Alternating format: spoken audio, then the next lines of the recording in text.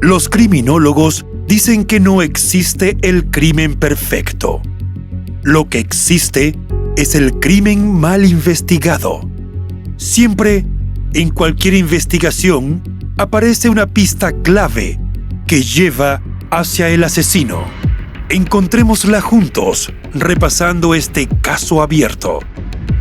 Hola a todos, mi nombre es León, y en cada video repasaremos todos los detalles de los más terribles casos criminales.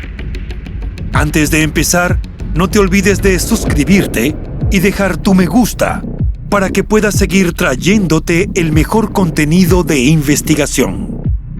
Recuerda también activar la campanita, ya que estaré subiendo videos 3 veces a la semana. Empecemos. El caso de Ayla Reynolds.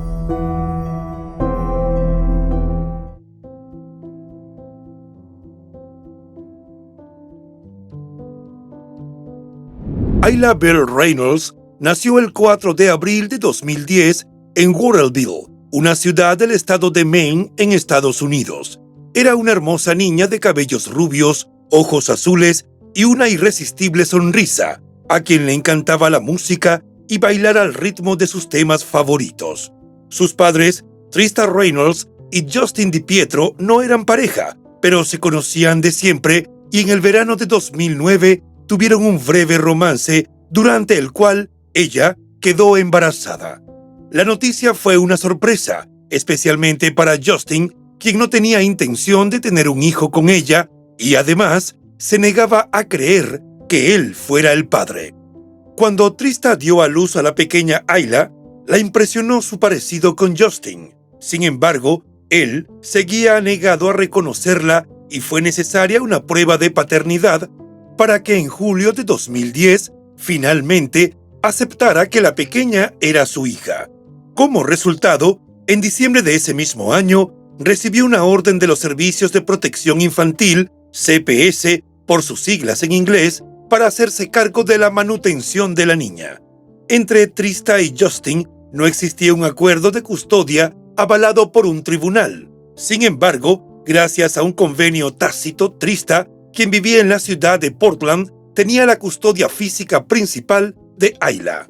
Fue apenas a mediados de 2011, después del primer cumpleaños de la bebé, cuando Justin empezó a tener visitas con su hija. En esa época, él vivía a 1 hora y media de distancia en la localidad de Warrenville, y los encuentros debían ocurrir de día y ser muy breves. Los jóvenes padres llegaron a acordar que de vez en cuando él podía llevarse a la niña, solo que nunca a pasar la noche. Durante los meses siguientes al nacimiento de su primogénita, Trista volvió a quedar embarazada, en esta ocasión de un hombre con el que se había comprometido llamado Raymond Fortier. Así, en 2011, la pequeñita se convirtió en la hermana mayor de Raymond Fortier Jr. y Trista pasó a hacerse cargo de los 2 niños. Todo cambiaría el 13 de octubre de 2011 a partir de un encuentro de la joven madre con los Servicios de Protección de Menores, un ente que depende del Departamento de Salud y Servicios Humanos. Aunque no se conoce de dónde surgió la denuncia que motivó esa reunión, lo cierto es que Trista tenía un problema de abuso de sustancias.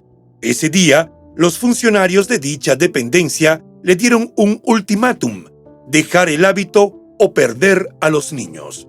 Ese mismo día, Trista ingresó en un programa de 10 días de rehabilitación hospitalaria en Lewiston y dejó a sus hijos al cuidado de su madre Becca y de su hermana Jessica. Ayla y Raymond eran su mundo y estaba decidida a no perderlos.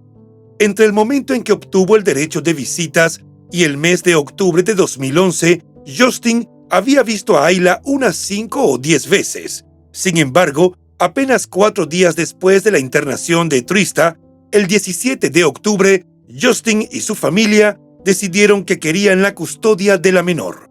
Phoebe DiPietro, la madre de Justin, se comunicó al Servicio de Protección de Menores y obtuvo la aprobación necesaria para llevarse a Ayla. La llamada oficial para comunicar a los parientes de Trista la resolución adoptada por el organismo no tardó en llegar. Cuando la tía de la pequeña escuchó que debían entregar a Ayla y criticó la medida, le dijeron que Justin era el padre y tenía derecho a llevársela. Además, argumentaron que el padre supera a la tía a la hora de otorgar la custodia sobre un menor. Una vez otorgado el permiso para llevarse a Ayla, Justin y su familia podían ir a recogerla, pero desconocían la dirección de la casa donde estaba la niña. Entonces, los funcionarios del Servicio de Protección Infantil facilitaron la ubicación del domicilio a través de la policía. El agente Charles Weaver acompañó a Justin y a su madre a la casa de Jessica, la tía de Ayla. Phoebe, la abuela paterna, esperó en el coche mientras Justin y el oficial Charles iban a la puerta, donde se vivió una dramática escena. El funcionario policial le expuso la situación a la hermana de Trista y ella le suplicó que no se llevara a la menor. Le explicó que Justin era abusivo y que había golpeado a la niña en el pasado. También advirtió que no renunciaría a Ayla por voluntad propia. El agente Charles notó que Ayla estaba de buen humor. No dejaba de reír, jugar e incluso de buscarle conversación. Para demostrar su punto, Jessica le dijo al oficial que prestara atención a cómo Ayla cambiaba su comportamiento cuando aparecía Justin. En ese momento, él hizo que Justin se acercara y al verlo, Ayla rompió a llorar inmediatamente e intentó alejarse. A pesar de ello, el agente tomó a la niña y se la entregó a su padre. Ayla pataleaba y gritaba e incluso intentó morder al funcionario cuando la puso en los brazos de Justin. La tía de la niña le dijo al agente Charles que Ayla le tenía terror a su padre y que no podían llevársela. Charles explicó que de ser su decisión, no dejaría que Ayla se fuera con Justin, pero como no dependía de él, se encargó de cumplir lo dispuesto por el organismo de menores. Es importante dejar claro que de haber querido la custodia física principal de Ayla, Justin hubiera tenido que llegar a un acuerdo con la madre de la niña o, caso contrario, recurrir a un proceso judicial para obtener la aprobación de un juez. Como vimos, en el cambio de custodia que acabamos de relatar, no hubo un convenio ni un tribunal. Lo que se aplicó fue el criterio de un supervisor de los servicios de protección de menores. Lo que el funcionario no tomó en cuenta fueron los arreglos hechos por la propia madre, quien tenía la custodia completa para que la menor permaneciera al cuidado de sus parientes durante su ausencia temporal.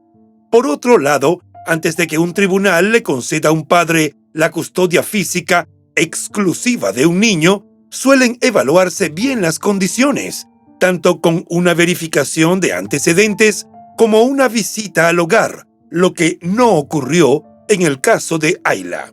En definitiva, en los procedimientos de custodia debe privar el interés superior del menor, pero según trascendió, no se encontró ningún informe que sustentara la decisión adoptada.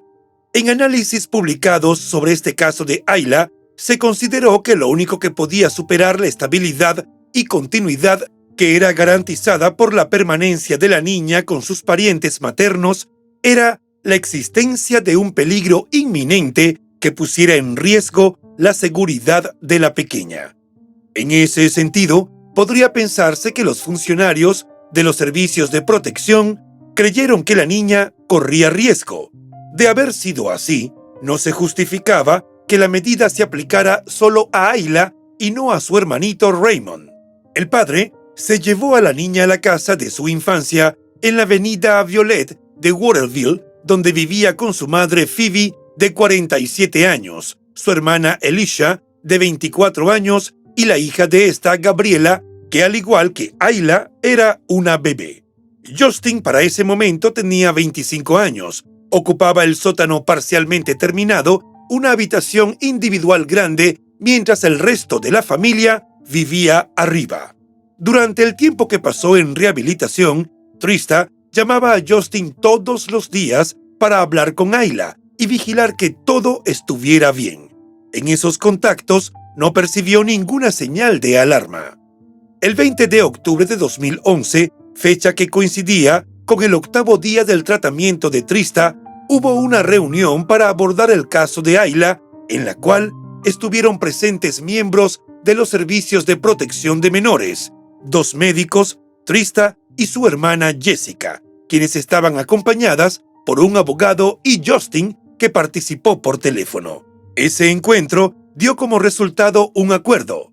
Ayla sería devuelta a su madre el 22 de octubre de 2011, en cuanto Trista terminara el programa para superar la adicción. También se acordó que Justin llevaría a Ayla al centro de tratamiento el día 21 para visitarla. Hasta allí todo iba bien para Trista, pero la situación no tardaría en cambiar. Ninguno de los convenios establecidos se cumplió. Desesperada por recuperar a su hija, Trista llamó repetidamente al Servicio de Protección de Menores para pedir ayuda a fin de que hicieran valer el acuerdo sellado en su presencia. Como no conseguía llegar a ningún sitio con los servicios de protección de menores, ella buscó un acuerdo temporal con Justin. Él seguiría quedándose con la niña y ella tendría visitas periódicas. El sábado 12 de noviembre de 2011, Justin llevó a la niña a una emergencia. Luego de hacerle los estudios pertinentes, los médicos determinaron que la pequeña tenía un hueso roto en la articulación que une al codo con la parte superior del brazo. El hombre le dijo al médico que el accidente había ocurrido la noche anterior, el viernes 11. Según relató, estaba lloviendo y cuando estaba en el porche con Ayla en brazos, resbaló y cayó sobre ella. Agregó que, aunque había llorado, no parecía estar malherida y hasta la mañana siguiente no fue evidente que requería atención médica urgente. Al llegar el lunes siguiente, el traumatólogo consideró que no sería necesaria una intervención quirúrgica y que probablemente la lesión se curaría sola. Una semana más tarde, el lunes 26 de noviembre, en su tercera cita médica para evaluar el progreso de la niña, el especialista dijo que las cosas iban según lo previsto. Trista estuvo presente en esa consulta médica para seguir de cerca la evolución de su hijita. Nunca pensó que esa sería la última vez que la tendría en sus brazos. A partir de ese momento, las cosas se precipitaron. Harta de discutir por la custodia de su hija, por las visitas y hasta por su derecho a hablar por teléfono con la niña, la madre decidió dar un paso al frente. El 15 de diciembre de 2011, presentó los papeles en un juzgado para iniciar un proceso legal que le otorgara la custodia física completa de Ayla. Apenas 2 días después, el sábado 17 de diciembre, Justin llamó a la policía en horas de la mañana para denunciar la desaparición de su hija Ayla de la casa de su madre, donde se encontraba en compañía de su novia, Courtney Roberts, y su hermana Phoebe. Aseguró que habían acostado a la niña de 20 meses la noche anterior y que cuando se despertaron ya no estaba. Muy temprano esa mañana, Trista había iniciado un viaje en auto hacia Matchasport, una ciudad costera de Maine, a solo 80 kilómetros de la frontera con Canadá, para visitar a su novio Raymond, quien acababa de ingresar en el correccional de Down East, tras ser condenado como responsable de un incendio provocado. Ella estaba dormitando en el asiento del copiloto mientras su suegro, Robert Fortier, conducía. Robert atendió una llamada de Don Reynolds, el papá de Trista, quien le comunicó que Ayla no aparecía. La noticia lo dejó helado y lo hizo buscar un lugar adecuado para detener el vehículo y poder despertar a Trista. Todavía adormecida, ella escuchó la voz de su padre y logró comprender que no se sabía dónde estaba su bebé. Ron le dijo que se dirigiera a Waterville porque la policía estaba involucrada en la búsqueda de su hija y querían hablar con ella. Casualmente, en su camino a Matchasport desde Portland, ella y Robert habían pasado cerca de Waterville y al hacerlo pensó que hacía más de una semana que no hablaba por teléfono con Ayla y la echaba mucho de menos. Desde el punto del camino donde se encontraban hasta Waterville había un trayecto de aproximadamente 1 hora y media, pero para Trista pareció una eternidad. Durante todo el viaje estuvo llamando frenéticamente a Justin para averiguar qué había pasado. Estaba aterrorizada ante la falta de respuesta. Al llegar a la comisaría, tanto Trista como el padre de su prometido prestaron declaración. Unos 30 minutos después, su propio padre Ron, a quien Ayla llamaba Popa, se les unió en la sede policial de Waterville. Estaba enfadado y muy angustiado. Según trascendió, Justin había llamado al 911 esa mañana a las 8:49 para denunciar la desaparición. Dijo que la última vez que alguien había visto a Ayla fue la noche anterior sobre las 22 horas, cuando su hermana, Alicia, la chequeó antes de irse a la cama. El sábado por la mañana descubrieron que había desaparecido de su cuna, pero en la llamada no especificaron la hora. La teoría de Justin era que la menor había sido secuestrada por un intruso desconocido. La noticia de la desaparición de la menor corrió como pólvora y las autoridades no perdieron tiempo para iniciar un operativo. El jefe de policía de Waterville, Joe Massey, habló con los medios de comunicación y dijo que el caso estaba siendo investigado agresivamente y que su objetivo era hallar a Ayla a como diera lugar. La bebé llevaba puesto un conjunto verde con lunares, con la inscripción «La princesa de papá» en la parte delantera. La policía procedió a registrar la vivienda buscando alguna pista que los condujera a la menor. Para facilitar las operaciones, la familia se quedó con unos amigos, los Tudela. Al mismo tiempo, se estableció un centro de mando en el Consejo Municipal de Waterville para coordinar la operación de búsqueda. El segundo día, el domingo 18 de diciembre, se desplegaron perros rastreadores y se registraron las inmediaciones del arroyo Mesalonsky, ubicado cerca de la vivienda. La casa de la familia de Trista también fue objeto de un registro minucioso. Mientras este duró, la afligida mujer tuvo que alojarse con su madre y su hijo menor en un motel. Ron, el padre de Trista, dijo que le resultaba muy difícil sentarse y no hacer nada, pues Ayla era la niña de sus ojos. El tercer día, el lunes 19 de diciembre, se solicitó al FBI su colaboración en la búsqueda. Para ese momento, ya había 75 personas de distintas agencias implicadas en el operativo.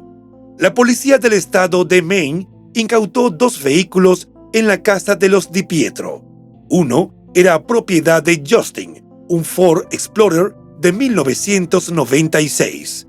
El otro, un sedán plateado de 4 puertas, era propiedad de la novia de Justin, Courtney, que también estaba allí la noche de la desaparición con Aiden, su hijo pequeño.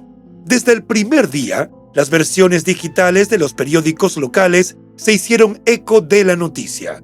La mañana siguiente ya estaba en los titulares de los medios impresos y 72 horas después ya podía verse a Trista en entrevistas con los distintos informativos locales. En sus intervenciones, ella no dudó en apuntar hacia Justin.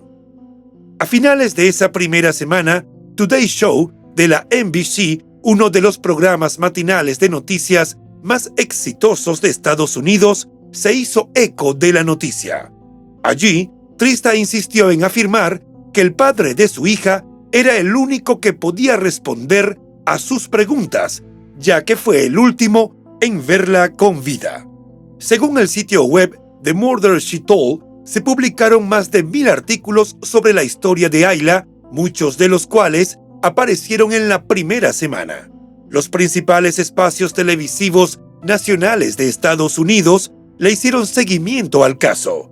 No era para menos. La posibilidad de que una niña de 20 meses, vulnerable y hermosa, fuera secuestrada de su cuna en su tranquila casa de los suburbios llegó a los corazones de los padres de todo el territorio del país norteamericano. El rostro de Ayla en las pantallas los hacía pensar en sus propios hijos, y en las palabras de Trista veían reflejados sus propios temores. En horas de la noche del cuarto día, Justin hizo su primera declaración a los medios, la cual fue emitida a través del Departamento de Policía de Waterville. Lucía tranquilo como si la desaparición no hubiera ocurrido mientras la niña estaba bajo su cuidado. Dijo que no tenía ni idea de lo que le pasó a Ayla y afirmó que no haría acusaciones ni insinuaciones hacia nadie hasta que la policía probara quién era el responsable de la desaparición. Además, anunció que él y su familia harían todo lo posible por ayudar en la investigación y conseguir el regreso de su hija. Durante su intervención, Justin también reconoció que Ayla estaba bajo su custodia exclusiva en el momento de su desaparición, pero mintió al decir que eso se había logrado por un acuerdo con la madre.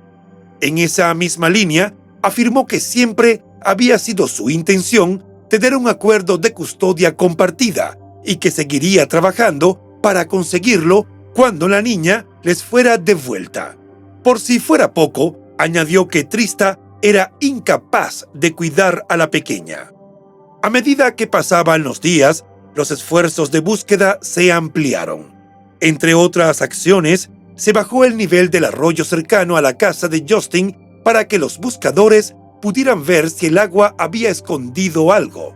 El equipo de despliegue rápido de secuestro de menores del FBI recorrió el vecindario tocando en todas las puertas. Entrevistaron una y otra vez a los vecinos con la esperanza de llegar a algún detalle revelador. La autoridad policial local resaltó el importante esfuerzo que se estaba realizando. Dijo que al estar frente a los 75 agentes que estaban abocados a resolver el caso, solo veía compromiso, determinación y energía.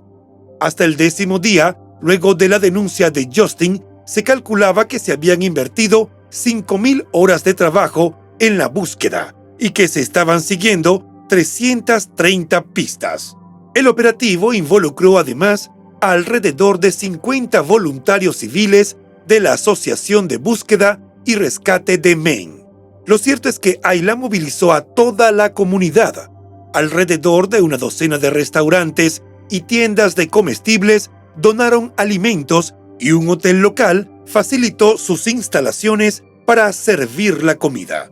Buscando alguna pista y deseando que sus esfuerzos no los llevaran a encontrar sin vida a la pequeña, una empresa local de recolección de desperdicios inspeccionó con su personal todos sus contenedores y también las cargas que se vaciaron en el vertedero. Uno de los trabajadores que participó en esa actividad confesó que la búsqueda lo impresionaba porque era como reconocer que no había motivos para ser optimistas en torno a la suerte de Ayla. Dijo que le gustaría recibir una llamada diciendo que estaba viva en algún lugar. Por otra parte, un grupo de empresas locales aunó sus recursos en el 9º día para ofrecer una recompensa de $30,000 a quien diera alguna pista que permitiera recuperar a Ayla. Trista no se quedaba atrás en los esfuerzos por hallar a su amada hija. La afligida madre se mostró perseverante en su lucha por mantener a todo el mundo centrado en el caso. Trabajó con aliados y grupos de apoyo para organizar vigilias, marchas y actos en memoria de Ayla. Las cámaras de los noticieros estaban siempre presentes y ella y otros voceros ofrecían a los periodistas nuevos temas sobre los que informar, manteniendo la historia en primera plana y en la mente del país. A través de la sección de comentarios del Portland Press Herald, emergió una pista hecha poesía. Un usuario escribió el siguiente poema: lejos, donde nadie pueda volver a hacerle daño, tu vida será feliz ahora, amada por los que te pusieron a salvo, una nueva vida lejos de la locura en Maine. La policía se tomó en serio el escrito, pensando que el poeta podía conocer el paradero de Ayla. Pidieron al Herald los datos de contacto. la policía localizó a la autora, Audrey Pamela Jones, una maestra de escuela jubilada. Ella explicó que no sabía nada de Ayla, aunque se había interesado en su desaparición. Creía que alguien preocupado por el bienestar de la niña se la había llevado fuera del estado. También refirió que Ayla encarnaba la inocencia de los niños de Maine. Audrey admitió que se había quedado sin trabajo y que había tenido mucho tiempo para pensar en el caso. Paralelamente al trabajo de los medios tradicionales, el caso de Ayla generó una permanente conversación en línea entre amigos, familiares y el público interesado. Se crearon al menos 8 sitios web y blogs dedicados exclusivamente al tema. Algunos de los sitios eran de amigos y familiares de los Di Pietro y otros de amigos y familiares de los Reynolds, lo que explicaba la rivalidad que había entre algunos de ellos. Uno de los más relevantes, aunque ya fuera del aire, fue aylareynolds.com, que tenía detrás a Jeff Hanson, el padrastro de Trista. En él publicó información que la policía le proporcionó a la familia Reynolds y que no se había publicado en ningún otro sitio, lo que lo convirtió en una importante fuente de información para los detectives en línea. Poco a poco, el mensaje de las autoridades, al principio optimista y esperanzador, fue cambiando. El jefe de la policía seguía insistiendo en que la investigación se consideraba un caso de desaparición y no de homicidio. Sin embargo, el ánimo definitivamente dio un vuelco cuando la casa de Justin y el terreno en el que se encontraba fueron acordonados, se confiscaron los autos y se hizo pública la entrada en escena del jefe de la Fiscalía Criminal de Maine. La policía descartó públicamente la posibilidad de que Ayla se hubiera marchado por sus propios pies. El día 13, el jefe de la policía, Joe Massey, entregó las riendas del caso a la Unidad de Delitos Graves de la Policía Estatal. En ese momento, se hizo un anuncio que nadie quería escuchar. El caso dejó de ser la búsqueda de una niña desaparecida para ser considerado como una investigación criminal. Durante los primeros días, Justin trató de mantenerse lo más posible alejado de los medios, pero poco a poco su presencia comenzó a hacerse más frecuente. En una de sus apariciones en el programa Today Show, habló sobre el cambio de mensaje de las fuerzas del orden. Insistió en que alguien había secuestrado a Ayla y expresó su deseo de que aquel que se la llevó la regresara a su hogar. También afirmó que había ido al programa con la esperanza de llegar a quien tenía a su hija para hacerle saber que lo que estaba haciendo no estaba bien. Como si conociera a la persona en cuestión, le habló directamente diciendo que podía pensar que lo que estaba haciendo era lo correcto para Ayla, aunque no lo era. Aclaró que esa persona no tenía derecho porque no era su padre y que la niña tenía que estar en casa con su familia. Al ser cuestionado acerca del silencio que había mantenido hasta ese momento, Justin reconoció que sus esfuerzos por colaborar se habían demorado. Se justificó indicando que había sido un poco ingenuo las primeras semanas, al pensar que Ayla iba a volver. Asimismo, alegó que las fuerzas del orden le aconsejaron que se mantuviera alejado de la prensa. Esto fue parcialmente confirmado por el portavoz del Departamento de Seguridad Pública de Maine, quien explicó que eso solo se le dijo al inicio. Después, la misma policía animó a los padres de Ayla a permanecer en el ojo público. Justin aprovechó para responder directamente a las insinuaciones que había vertido sobre él la especialista legal y periodista Nancy Grace, quien invitó a Trista a su programa. Le pidió a la conductora de televisión que fuera a verlo y pasara un día con él para que viera por lo que estaba pasando. Finalmente, dijo que elogiaba los esfuerzos de la policía a pesar de que algunas de las técnicas y tácticas que habían tenido que utilizar no habían sido divertidas. Indicó que la verdad es la verdad, sin importar cuántas veces te hagan la misma pregunta y te griten en la cara que eres un mentiroso. Anticipó que la verdad es paciente y saldría a la luz. A finales de enero, la policía reveló que se había encontrado sangre de Ayla en distintos lugares de la casa.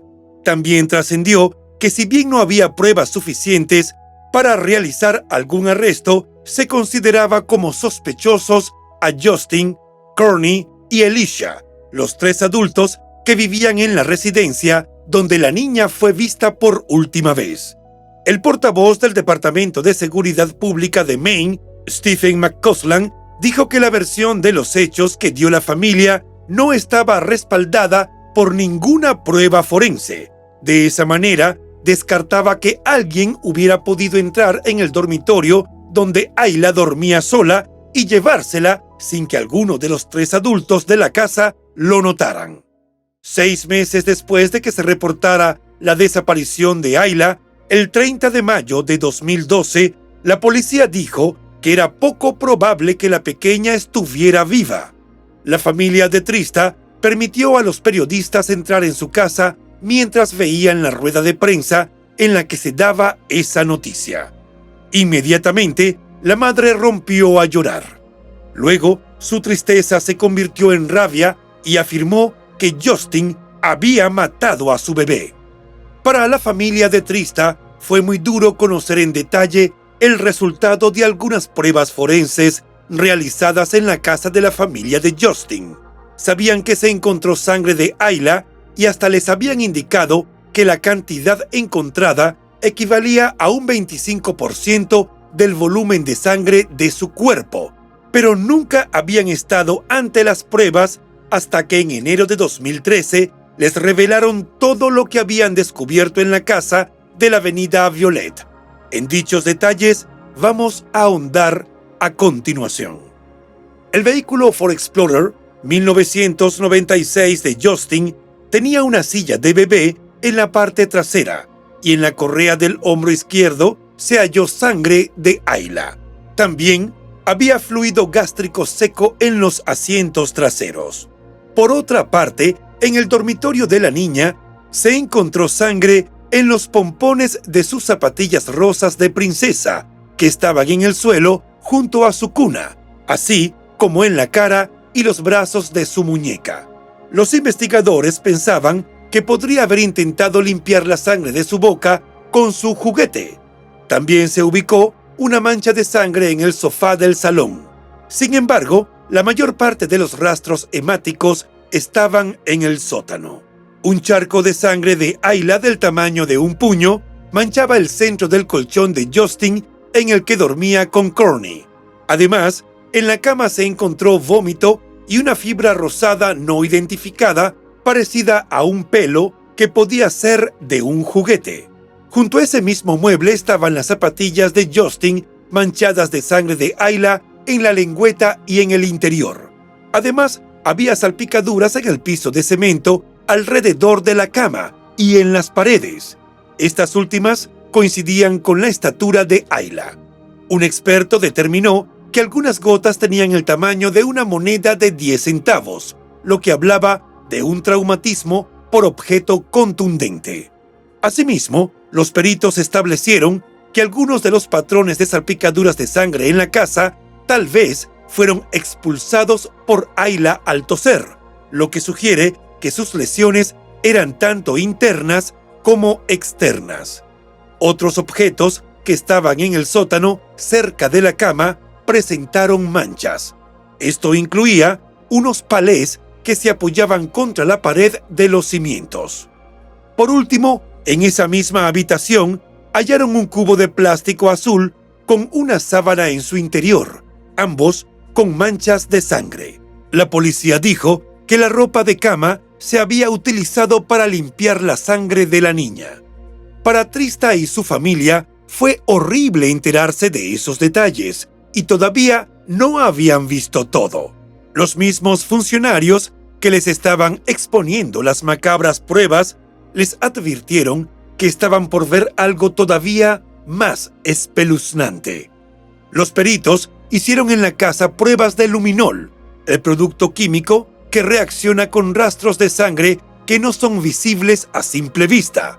Las diapositivas tomadas en la casa para registrar lo que reveló el luminol dejaron desolada a Trista. Luego de verlas, abandonó la comisaría presa del pánico. Estaba más convencida que nunca de que su hija, Ayla, había sido asesinada. La policía le dijo que todavía tenían más imágenes para mostrarle, pero ella no quiso verlas. Ya había tenido suficiente. Según se dijo, cuando la policía le mostró a Justin y a la familia Di Pietro las mismas pruebas fotográficas unos meses antes, él no reaccionó. La policía también intentó mostrar las fotos a los Tudela, la familia con la que se alojaron los Di Pietro durante el exilio de su casa mientras era procesada por los investigadores de la escena del crimen. Ellos se negaron. No les interesaba. La misma reacción tuvo la novia de Justin, Courtney, quien estaba con el padre de la niña la noche de la desaparición. Después de enfrentarse a los contundentes hallazgos policiales, Trista dijo a la prensa, en medio de su terrible dolor e impotencia, que Justin, Alicia y Courtney seguían caminando por las calles como si nada hubiera pasado. También compartió que había comenzado a hacerse la idea de que Ayla realmente había fallecido y no iba a volver. Reveló que era incapaz de cerrar los ojos y no ver su sangre. 8 meses después de haber recibido el dramático informe, en septiembre de 2013, Trista escribió una explosiva carta a la prensa sobre las pruebas y las fotos que le habían enseñado. Estaba cansada de esperar y con o sin la bendición de las fuerzas del orden, quería reavivar el interés público en el caso. A pesar de la insistencia de los reporteros, la policía se negó a dar detalles acerca de los hallazgos de la investigación. Los voceros se limitaron a decir que los rastros de sangre existían, que pertenecían a Ayla y que la cantidad era muy superior a la que se produciría por un pequeño corte. También informaron que creían que Ayla fue víctima de un crimen dentro de la casa de Di Pietro, a manos de alguien que la conocía, y que el trío de adultos presentes esa noche estaba mintiendo. Años después, el 25 de junio de 2015, una niña pequeña no identificada, conocida como Baby Doe o Deer Island Jane Doe, fue encontrada sin vida en la orilla de Deer Island, Massachusetts. Aunque se estimó que tenía entre 3 y 5 años en el momento de la muerte, muchos sospecharon que podía tratarse de Ayla. Esto fue descartado poco tiempo después, cuando en septiembre de 2015 las autoridades identificaron a la víctima como Bella Bond. En la primavera de 2016, el equipo del programa televisivo Crime Watch Daily fue a la casa de Phoebe, la madre de Justin. Alicia, la tía de Ayla, abrió la puerta y el periodista le preguntó por las pruebas de sangre. Ella explicó que Ayla tenía intolerancia a la lactosa y estaba vomitando. Sin embargo, una búsqueda rápida en Internet permitió encontrar que los síntomas comunes de la intolerancia a la lactosa son gases, hinchazón, dolor abdominal y diarrea. Si bien las náuseas y los vómitos son mencionados, no son los síntomas más comunes, mucho menos lo es vomitar sangre. En 2017, a petición de Trista, un juez finalmente declaró a Ayla legalmente muerta. El magistrado dictaminó que el deceso ocurrió alrededor del 17 de diciembre de 2011, cuando fue reportada como desaparecida por su padre Justin. Con esa resolución en la mano, Trista y sus abogados presentaron una demanda por homicidio culposo contra Justin, alegando que causó la muerte de Ayla a través de acciones ilícitas intencionales y que sometió a la niña a dolor previo a la muerte, miedo, terror y lesiones físicas. Para el momento en que se introdujo la demanda, el sujeto se encontraba en paradero desconocido. Más adelante, se supo que tanto él como sus abogados negaron cualquier irregularidad y calificaron la demanda de infundada. Frente a esto, Trista decidió ofrecer una rueda de prensa en la que se dirigió directamente al padre de su hija muerta, preguntándole si tenía algo de conciencia. También planteó como interrogante si la pequeña Ayla lo perseguía en sus sueños o si veía sus ojos azules cuando él cerraba los suyos por la noche. Periodistas de News Center Maine, afiliada a NBC, volvieron a la casa de la avenida Violet, buscando a la madre y la hermana de Justin. Ninguna de las dos quiso ser entrevistada. Cuando se la confrontó en la entrada de su casa, Alicia dijo que se negaba a creer que su sobrina estuviera muerta y afirmó que su familia no tenía nada que ver con su desaparición.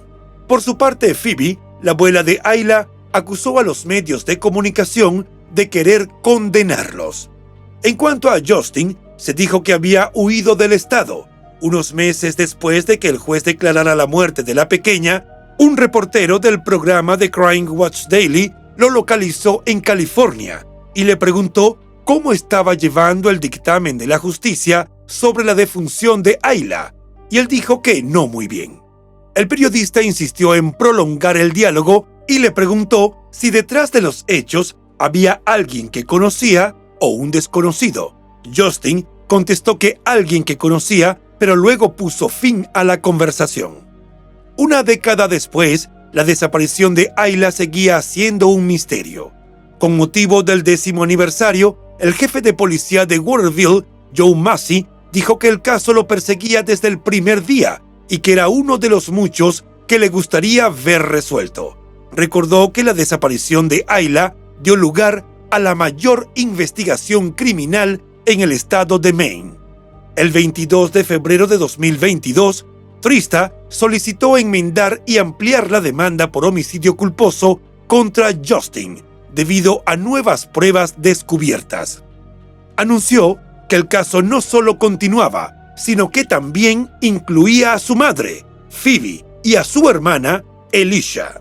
En ese entonces, Trista señaló que Ayla tendría 12 años y estaría a punto de cumplir 13. Dijo que llevaba 11 años de lucha sin recibir justicia y estaba a punto de pasar las Navidades una vez más sin tener un cierre y sin poder recuperar el cuerpo de su hija. A principios de este año 2023, un juez aprobó la petición de Trista de incluir a Phoebe y a Alicia en la demanda por homicidio culposo. Los tres acusados se enfrentan a cargos civiles por homicidio culposo, dolor y sufrimiento consciente e injerencia ilícita en el cuerpo de una persona fallecida. Además, Justin se enfrenta a un cargo de incumplimiento del deber de los padres de cuidar a un hijo menor de edad. La demanda dice que hay pruebas suficientes para alegar que su madre y su hermana, individualmente o junto con Justin, tuvieron la oportunidad y los medios para causar lesiones graves a Ayla, las cuales condujeron a su muerte. En el documento legal también se asegura que los tres participaron en un intento infructuoso de limpiar y ocultar las manchas de sangre encontradas en múltiples lugares antes de que las autoridades llegaran a la casa de la avenida Violet. Tras los retrasos sufridos por el caso, entre otras cosas a causa de la pandemia de coronavirus, el abogado de Trista, William H. Childs, de Portland, recibió en 2022 los documentos que había solicitado a la Fiscalía General del Estado, incluidas pruebas e informes de la investigación de la Policía Estatal de Maine. El letrado contrató además a un experto forense para que revisara esos materiales. Childs declaró que seguían adelante con el caso e indicó que era necesario ejecutar acuerdos de confidencialidad antes de entregar las pruebas forenses incautadas por la Policía Estatal a las dos nuevas acusadas, Phoebe y Alicia. El bufete de abogados de Portland, Monahan Leahy, que representaba a Phoebe y a Alicia en la demanda, fue contactado por los medios en busca de comentarios. La respuesta fue que en asuntos civiles el tribunal emitió una orden de programación que controla el ritmo de descubrimiento que estaba activo y en curso en ese momento. Manifestó que más allá de eso, realmente no podían comentar sobre el fondo del caso.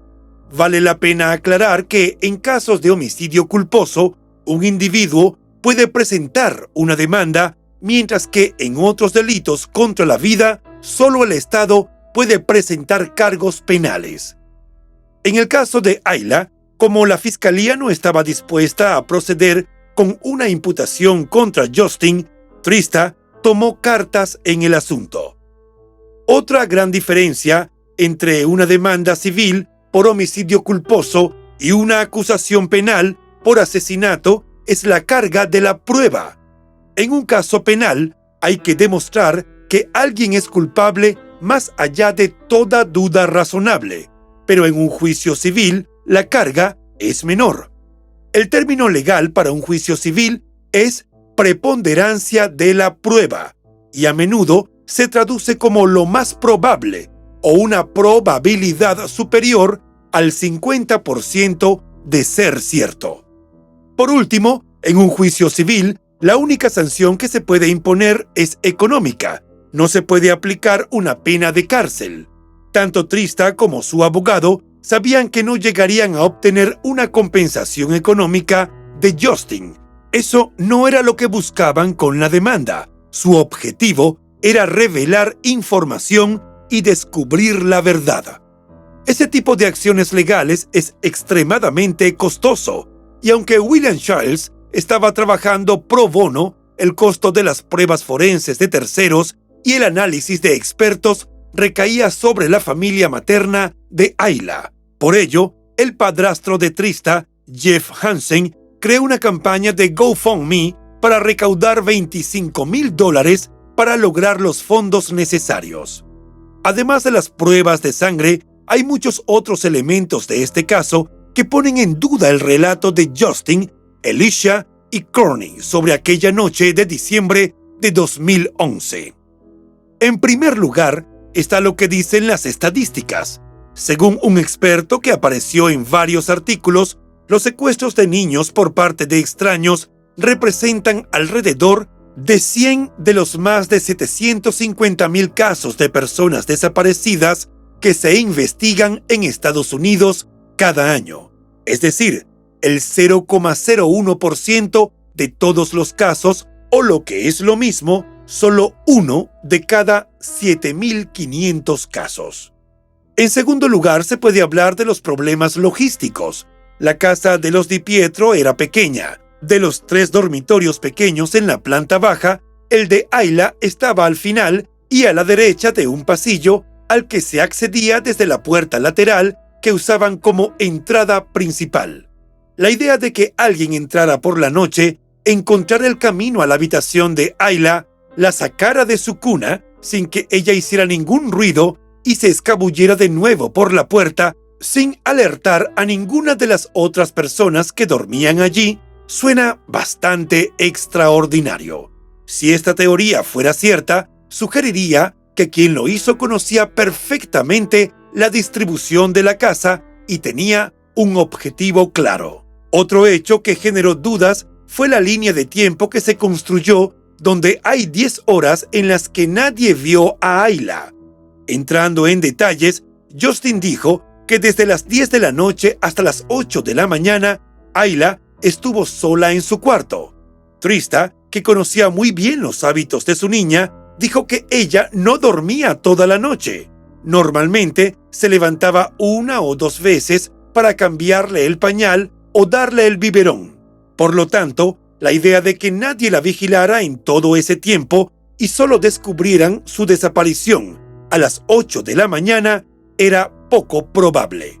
Adicionalmente, también se supo que los investigadores le contaron a Trista algo increíble sobre la mañana en que Ayla desapareció. Antes de llamar al 911, Justin condujo hasta Portland y volvió.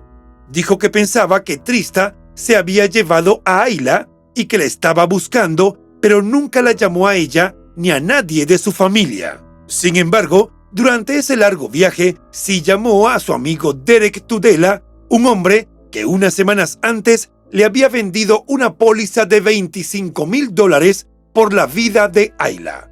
Recordemos que fue en la casa de Tudela donde se quedó la familia de Justin mientras los detectives adelantaban las pesquisas luego de la desaparición. Dicha acción era sorprendente, considerando que Justin se mantuvo al margen de la vida de su bebé durante los 9 meses de embarazo y la mayor parte de la existencia de la niña. Trista también reveló haber recibido mensajes extraños de Justin en las semanas siguientes al día en que se llevó a Ayla. Le comentaba que tenía miedo de que alguien intentara secuestrarla o arrebatársela. La última vez que dijo algo similar fue alrededor del 11 de diciembre, 6 días antes de que se denunciara la desaparición. Su último mensaje decía que no debería tener miedo o vivir con miedo en su propia casa, pensando que alguien podía en cualquier momento llevarse a Ayla. Trista explicó que en su momento ella interpretó que él tenía miedo de que ella o alguien en su nombre se la llevara. Pero cuando la niña desapareció, esos mismos mensajes se tornaron amenazadores y confusos. Trista dijo que siempre se había preguntado qué significaban esas palabras. Para la Policía Estatal de Maine, el caso sigue activo. Las autoridades han recibido cientos de pistas a lo largo de los años. No obstante, el teniente Jeffrey Love está seguro de que la familia DiPietro tiene las respuestas. Aunque era muy pequeña cuando desapareció, Ayla tenía una gran personalidad. Trista aseguraba que su hija había nacido con esa hermosa sonrisa en la cara y que no recordaba que hubiera tenido nunca un mal día, hasta que fue arrebatada de su lado. En una entrevista personal, Trista compartió que solía decirle a Ayla que iba a ser la estrella de mamá. Obviamente, no era así como quería que se convirtiera en una estrella. Al recordarla, comentó que su momento favorito del día era sobre las 6 de la mañana, cuando se despertaba dando saltitos en su cuna, en su habitación infantil, con temática de campanita, y buscaba a mamá. En esos momentos, Trista se llevaba a Ayla a la cama junto con su hijo Raymond, que era 11 meses menor que su hermana. Luego, bailaban y cantaban con la radio mientras preparaban el desayuno. El hermano de Trista decía que la canción preferida de su sobrina era la versión de Move Like Jagger, de Maroon 5. Le gustaba tanto la música que cuando salía a pasear con su madre por Portland y escuchaba las canciones de los autos que pasaban, ella se ponía a bailar. Era tan divertido verla que los desconocidos se paraban para hacerle comentarios a su madre y los autos tocaban la bocina. A Ayla le gustaba ser el centro de atención. Daba vueltas en círculos y se lanzaba al suelo para luego mirar hacia arriba y asegurarse de que todo el mundo se reía. Además, le encantaba que le tomaran fotografías. No podía ver una cámara porque se ponía delante de ella. Ayla era muy pícara y cuando hacía alguna travesura, su rostro se iluminaba con una sonrisa socarrona y se iba corriendo. Algo que divertía a los adultos de su entorno era escucharla gritar a todo pulmón las palabras que iba aprendiendo. Trista dijo que la pequeña tenía una debilidad por su hermano menor. Siempre quería ayudarlo y si lo oía llorar, corría desde donde estuviera para estar con él. Incluso quería ser parte de los cuidados que le daba su madre. De modo que cuando Trista le cambiaba el pañal, Ayla intentaba apartarla de su camino. Cuando a Trista le tocó decidir cómo llamaría a su hija, buscó en un libro de nombres y escogió Ayla, porque significa flor eterna. Y exactamente eso es Ayla para Trista, una flor eterna, pues si bien salió de su vida a muy corta edad, vivirá por siempre en la memoria de su madre y de quienes tuvieron la fortuna de reír con sus ocurrencias y de deslumbrarse con su gran ternura. Además, el recuerdo de Ayla sigue vivo en la mente de todos aquellos que pusieron el mayor de sus esfuerzos para encontrarla y de todo un país que todavía hoy se siente conmovido por su historia.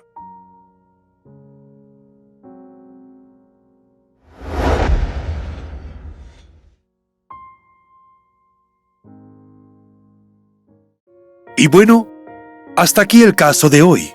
Como siempre agradezco tu apoyo a mi trabajo.